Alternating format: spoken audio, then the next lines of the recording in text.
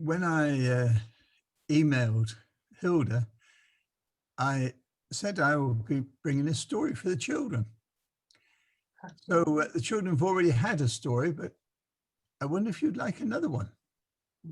Yeah, why not? Is it permitted? It is. Okay. Well, let me tell you about Yolanda. Yolanda lived over in the Philippines. She had 2 small children, and then her husband divorced her. It's a sad story, really. She was on her own. She had to find a way of providing a living. And because it was in the Philippines and they grow a lot of rice there, she rented out a field and started planting the rice. After a little while, she noticed not only that the rice was growing nicely, but it was a sort that they call first-class rice. I always thought rice was rice and that was that. But apparently there are many, many different types of rice, and first-class rice gets a much better price when you sell it. And she needed to have a good crop in order to provide for her young family. And then she thought, what happens if a disaster strikes my area and destroys my crop? In the Philippines, they don't just have rain or nice little thunderstorms. Occasionally, they have really bad storms. Well, she prayed that no disaster would affect her crop, and didn't think any more about it for a couple of weeks. And then the one thing that she was afraid of hit her part of the Philippines. It was a tremendous storm. She was at home at the time. She could hear the wind and the rain beating against her little home. And then she suddenly remembered, not only her home, there is that field with the rice growing. And so she prayed, Lord, remember the prayer that I prayed to you a couple of weeks ago. Save my crop. The storm passed over. Didn't mean, though, that she could leave her home just yet. It took several days for the floodwater to subside. And then one day, it was dry enough that she could walk along to her field, the rented field. When she got there, she was surprised to see that despite all the wind and the rain, her crop had turned brown and it was ripe. And it was as if there'd never been a storm, not in her field. But when she looked at the surrounding fields, they were absolutely devastated. By now, the owner of the field had come along as well, and he had a look. And as he saw the rice, he said, you know, this is the first time we've ever had first-class rice grow in this field. And I'll tell you something else. Last year, it was someone else who rented this field, and they too grew rice.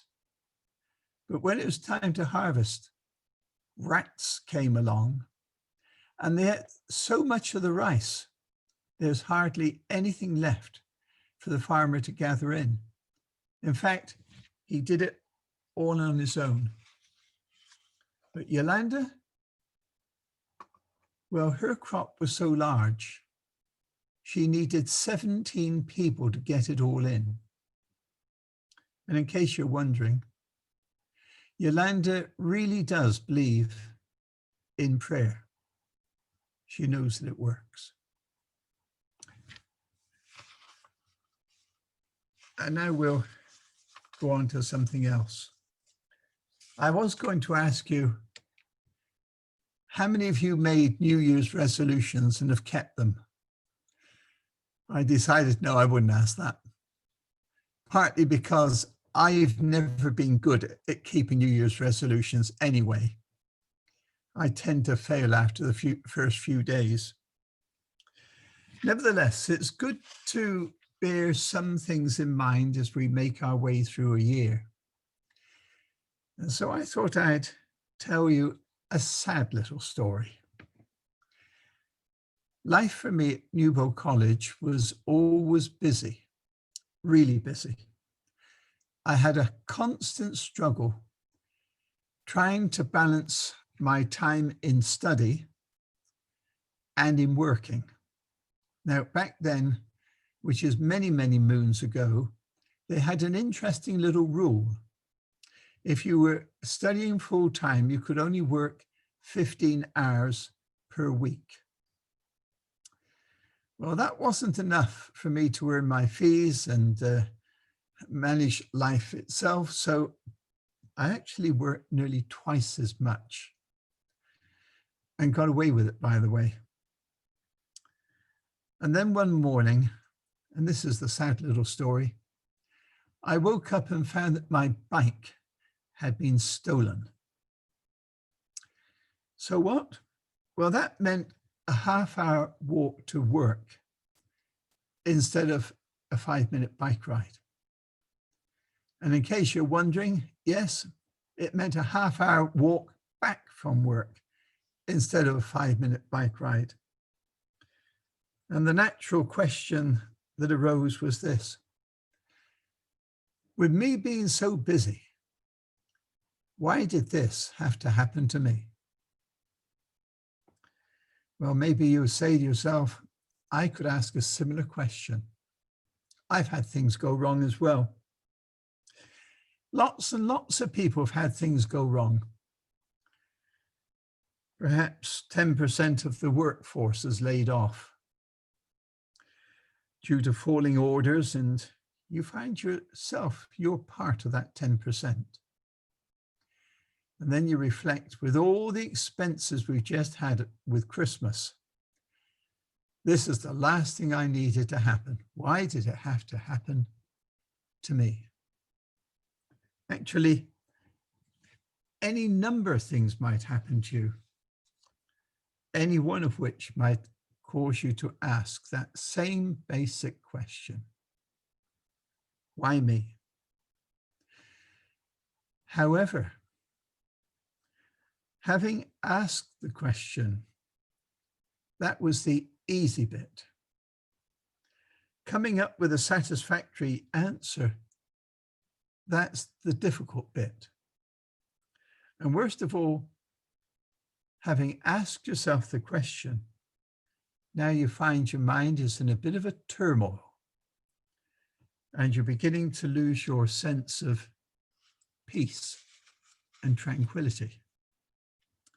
And come to think of it, you might even change the wording slightly so that now it reads, why did God let this happen to me? Well, Job might have asked himself much the same question. He went to bed one night, all unsuspecting, the head of a thriving family, most likely at least a millionaire, if not a multimillionaire, a well-respected member of the community and a worshipper of the true God. You might have thought that he had just about everything going for him. And yes, we know that God appreciated and valued his servant. And then the next morning, it all began to fall to pieces. In one day, he came close to bankruptcy, or at least insolvency. His sons and his daughters were killed, and as if that was not enough, later he lost his health and the spiritual support of his wife. Then last of all, his friends came, and having waited in silence for a week, they then spent their time rubbing salt into an open wound by trying to prove what an awful sinner he must have been. Now, in his case, we know why all these things happened. Because in the first chapters of Job, the curtain is pulled back, as it were. And we see a bit of the cosmic struggle between God and Satan. Satan doesn't like the fact that Job is faithful to God. And so he does his utmost to make Job turn his back on God. For Satan cannot stand the relationship that Job has with God. So it turns out these calamities did not just happen. The fact is that Job is being tested, not by God, who allows the test, because God already knows how faithful he is, but by Satan, who wants to put an end to Job's allegiance to God. Now, as so often happens when things go wrong and we remain faithful, there's a happy ending. God has a way of bringing trials to a happy ending. But there's absolutely no evidence that Job ever understood the role he'd played in the great controversy between God and Satan. What is important is this, that Job continued to stay loyal. The Lord's comment about Job and his friends is in Job 42 and verse 8. And this is how it reads. You, that is Job's friends, have not spoken the truth about me as my servant Job has. And Job is then asked to pray for his friends. I think there's a good reason for that. Those friends had been thoroughly obnoxious. And if I'd been Job, I would have been quite angry by the time they finished. The best way to get rid of any anger you might have for someone else is to pray for them. And Job prays for them. And then God gave Job a very happy ending. Well, we probably all agree that we're not quite like Job, upright and blameless before God in all that we do. But we can all do one thing that Job did. One way or another, we can say what is right about God. And sometimes there are excellent opportunities provided for us to do so. So I want to come down a little nearer our level and consider a very ordinary family who happen to have fallen on hard times. And here perhaps I should say this. Sometimes in the Bible, there's a very short parable or very short story you can read in under a minute. But what you really should do is to try and imagine what happened, what it was like, how people acted. The story isn't put there just for you to pass over in 30 seconds. It's there for you to dwell upon. Well, this particular story is found in 2 Kings chapter 4. I'm going to read verse 1. The wife of a man from the company of the prophets cried out to Elisha, your servant, my husband, is dead, and you know that he revered the Lord. But now his creditor is coming to take my 2 boys as his slaves. The family is being tested, and the enemy is doing his best to turn them from God. Let's start with the husband.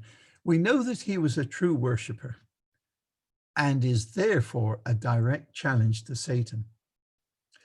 The husband runs into a little financial difficulty and finds that he has to borrow some money.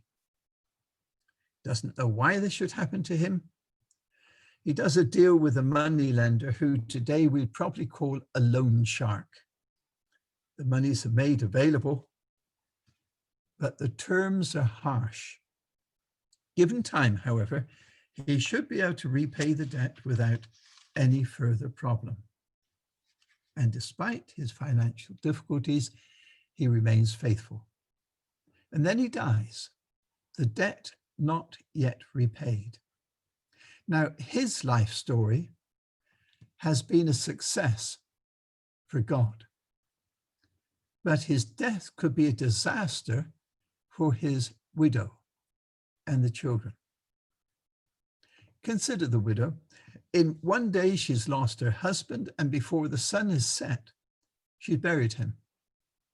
In her grief, she still has to fend for herself, as well as provide for and comfort her two children. And worse was to come. Bad news travels fast. The loan shark hears of her husband's death and decides to pay her a visit. Her late husband's credit rating is not being that good anyway. His widow's credit rating will be far worse. So he arrives at her doorstep, produces the contract, and says that he's invoking one of the clauses. She has a week to repay the loan, or he will take her two sons as his slaves. She can hardly believe her ears. Surely no one would be that heartless. He evidently has not remembered a verse in Exodus 22 and verse 22. Do not take advantage of the widow or the fatherless. If you do, and they cry out to me, I will certainly hear their cry. Well, this visit from the moneylender is the final straw. It's more than she can bear. Having just lost her husband, how can she possibly give up her two sons? Doesn't he understand that the two lads have just lost their father? They don't understand why all this has happened to them. And so she goes to Elisha. And by the way, not everyone in the community in which they live will understand either. Like as not, some of the villagers will reason, God always looks after those who worship him. It says so in the law. So why has this family been hit so hard? Let's read on. This time is verses 2 to 4. Elisha replied to her, how can I help you? Tell me, what you have in your house? Your servant has nothing there at all, she said, except a small jar of olive oil. Elisha said, go round and ask all your neighbors for empty jars. Don't ask for just a few. Then go inside and shut the door behind you and your sons. Pour oil into all the jars. And as each is filled, put it to one side. By the way, as a Sabbath afternoon exercise, you might like to ask yourself, why did Elisha tell her to shut the door behind her? Well, at last she has a plan of action. No longer is her head spinning with the problems of her abject poverty. The Lord, through Elisha, has given her hope and a mission. Ever thought what it was like? What happened next? Taking the two boys to one side, she asked, would they be willing to help? She's going to go to all her neighbors and ask if they have any empty jars she can borrow. Would they be willing to take the jars home as she goes from door to door? Would they do that? Would they? Of course they would. It might be hard work, but carrying empty jars home is a whole lot better than being slaves. In fact, almost anything's better than being a slave, especially to that horrible moneylender. The first house they visit might have been a bit of a disappointment. The lady reluctantly says, I can let you have one jar, but it's only a small one. Is that okay? think I better write my name on the side so you know who it belongs to. But further along, they have much better success. The lady there says, I promised you that I'd do anything I could do to help you. Now, I've got 2 empty jars, one medium size, but there's one very large one. The mother says, I think you 2 lads had better make 2 journeys or take both of you to carry that large one. And the lady says, no way, I told you I'd help. I can help carry them. The morning's gone before they finish their work. They've had good success and they're all very pleased with their efforts. And now they're back home with a very good collection of empty jars. And of course, one very small one with some oil in it. Time now to follow the next instruction. The 3 of them go inside and shut the door, and then start pouring the oil out of the small jar. The older son soon has eyes the size of saucers as he sees the oil flowing, but the little jar still not empty. And the younger one, well, he does what any lad of his age might do. He sticks his grubby little finger into the oil and tastes it. Mum, this is really good oil, much better than we usually have. They reach for the last jar. Once that one is full, the oil stops flowing. Just like that. She thanks her 2 boys for their help and says, I need to go and see Elisha again. You 2 can go outside, but stay around the house, won't you? And off she goes on her errand. Meanwhile, the little lad, the one who put his grubby little finger in the oil to taste it, he just can't wait to tell some of his playmates about what has happened. And when he can get a word in edgeways, his older brother fills in some of the other details.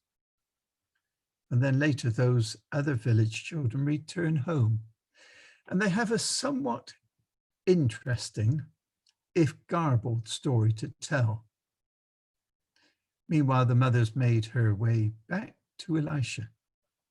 Verse 7, she went and told the man of God, and he said, go, sell the oil and pay your debts. You and your sons can live on what is left. And now comes the interesting bit. Some of the women have already listened to the garbled version of the oil that kept flowing, but they want to know more details. And patiently she tells her story. And if things back then were anything like they are now, someone with a voice like a foghorn is bound to blurt out the obvious. Oh, so it's miracle oil. Yes, I suppose it is. So God has really blessed you. Yes, I rather think he has, but you're not really surprised at that, are you? You know how God loves to help people, especially when they've had a hard time, don't you? Before the day is over, all the oil has been sold and the loan shark repaid in full. And there's still money in the kitty for living expenses. By the way, we almost forgot about the loan shark, didn't we?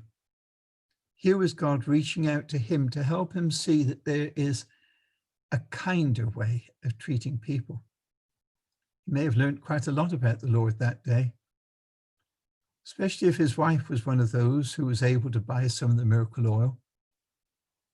And she will have something to say to him to help him on his way.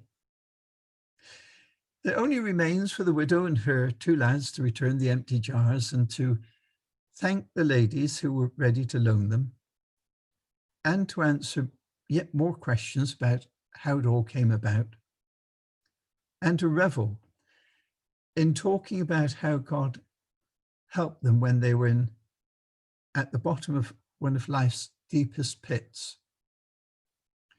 And what a bedtime story for the children and grandchildren too. And it's all been part of the cosmic struggle. And this time, Satan has been snookered and God has won a resounding victory. And the widow will never forget the help she received. And her greatest blessing is not the oil. It is that she had the opportunity to say what was right about God. You see, when things go badly wrong, the question of why did this happen to me needs to be changed radically, or perhaps ditched altogether. The disaster did not come from God. He loves us far too much to play tricks on us. And he paid far too high a price to willingly lose us again. Both those points are obvious from that well-known verse in John 3:16. For God so loved the world that he gave his one and only Son, that whosoever believes in him shall not perish, but have everlasting life. So if we're going to ask a question, the question could go something like this. How can I respond to my new situation in such a way that others will understand God a little better? And by the way, I think I may need some help with that one. How can I present a better picture of him, especially when things go wrong? And yes, I think I better pray about it. How can I lead others through my own experience to trust him too? The Holy Spirit will need to give me the right words, don't you think? Asking the right question may not answer all your other questions about why me, but it will give the best result. And like Job, you can end up truly saying what is right about God. And you can be sure of one thing. He will bless you for your efforts, and you will have a peace of mind that only he can give. And if it so happens that you have such an experience this year and respond in that way, then you will be truly blessed indeed.